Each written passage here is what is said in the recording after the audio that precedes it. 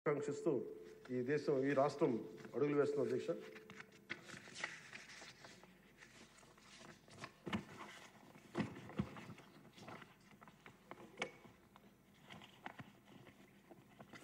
చాలా నలిగి వచ్చాము అధ్యక్ష.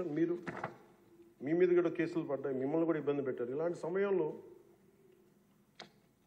One caution all of us, వ్యక్తిగతంగా నేను తీసుకున్న అధ్యక్ష, నా పార్టీ వ్యక్తులు కూడా చెప్తా ఉన్నాను, ఇది ప్రజలకు కూడా తెలియజేస్తాం.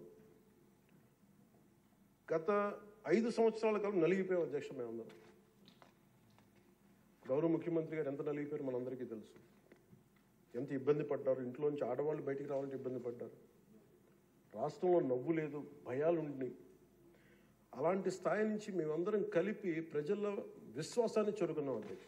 వీళ్ళు నిలబడతారని ఒక మనందరం తీసుకోవాల్సిన మా అందరికీ కూడా నేను పదే నాకు చెప్పుకుంటాను అధ్యక్ష. అది సంకీర్ణ ప్రభుత్వాలు చాలా ఛాలెంజింగ్ అధ్యక్ష.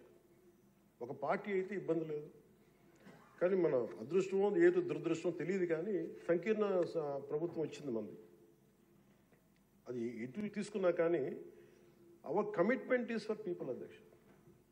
ఎన్నిసార్లు కూడా చాలాసార్లు గౌరవ ముఖ్యమంత్రి గారికి నాకు నన్ను ఇబ్బంది పెట్టి చాలామంది చాలా రకాల వ్యాఖ్యలు చేసినప్పటికీ కూడా మేము బలంగా కలిసి ఉంటాం అనడానికి ఇది వారి గురించో నా గురించో లేదంటే లోకేష్ గారి గురించి ఇంకెవరి గురించే కాదు. ఇది we have committed for people అధ్యక్ష.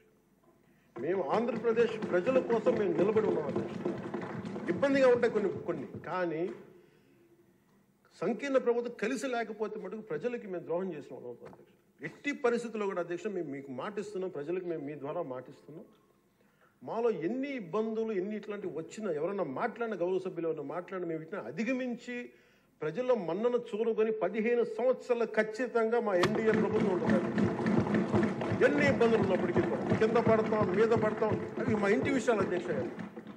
అవి మన ఇంటి విషయాలు, అవన్నీ మన ఎన్డీఏ కూటమి విషయాలు, మన కుటుంబ విషయాలు. కింద పడతాం మీద పడతాం, ఒక మాట అనొచ్చు ఇంకోటి అనొచ్చు, నాకు ఏం అభ్యంతరం. కానీ ఇంకొకసారి మటుకు గవర్నర్ గారికి గౌరవం ఇవ్వని వ్యక్తుల పార్టీ మటుకు ఈ సభలో అడుగు పెట్టకూడదు. వాళ్ళకి ఇప్పుడు అధికారం రాదు. దీంట్లో మనం ప్రజాస్వామ్యం కేవలం ఎన్నికల విజయాలతో పరిపూర్ణం కాదు అధ్యక్ష. మంచి పరిపాలన అందించాలంటే జవాబుదారీతనంతో కూడిన చర్చలు అవసరం అధ్యక్ష. ప్రతిపక్షం అనేది లేదు. నేను చెప్పాను, మాకంటే ఒక సీట్ వచ్చినా మీరు ప్రతిపక్షంలో కూర్చుంటారు కానీ నేను సంతోషంగా ఉంటానంటే పాపం లేదు. మీ ప్రజలు మీకు ఇవ్వలేదు అవకాశం లేదు. మాకు దామాషా పద్ధతి ప్రకారం పర్సంటేజ్ ప్రకారమే మాకు ఓట్లు మాకు ప్రతిపక్షం కావాలంటే they should go to Germany అధ్యక్ష. అక్కడ ప్రాసెస్ ఉంది, అక్కడ ఫెసిలిటీ ఉంది, అక్కడ సౌలభ్యం ఉంది. మీరందరూ తలా ఒక కాంట్రిబ్యూషన్ చేసుకుని సభ్యులందరూ వాళ్ళకి కూర్చొని ఫ్లైట్ టికెట్ వేసి పంపిస్తాం అధ్యక్ష.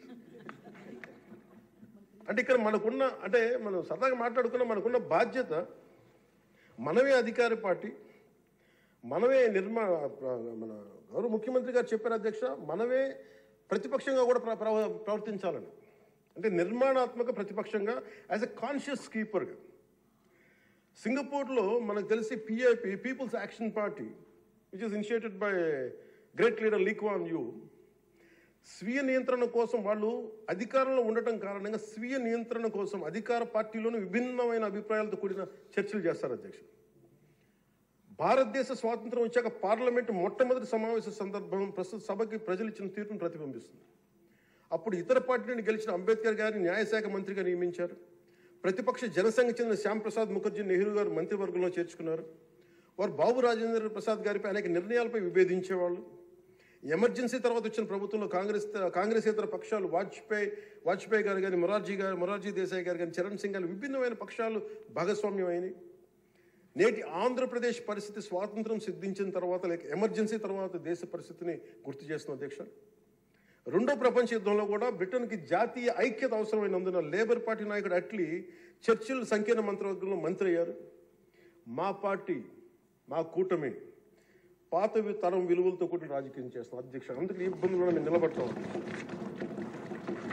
ఈ దేశ ఇలాంటి విపత్కర పరిస్థితుల్లో నేషనల్ రీకన్సిలియేషన్ క్యాబినెట్ అని అన్ని పక్షాలతో క్యాబినెట్ ఫామ్ చేస్తారు అధ్యక్ష. ఇప్పుడు మన రాష్ట్రంలో ఉన్నది స్టేట్ రీకన్సిలియేషన్ క్యాబినెట్ అని చెప్పొచ్చు అధ్యక్ష. ప్రతిపక్షంగా ఉండాల్సిన వాళ్ళు ముఖం చాటేస్తున్న ఈ సందర్భంలో అధికార పక్షం ప్రతిపక్షం కూడా మేమే అధ్యక్ష. ఇది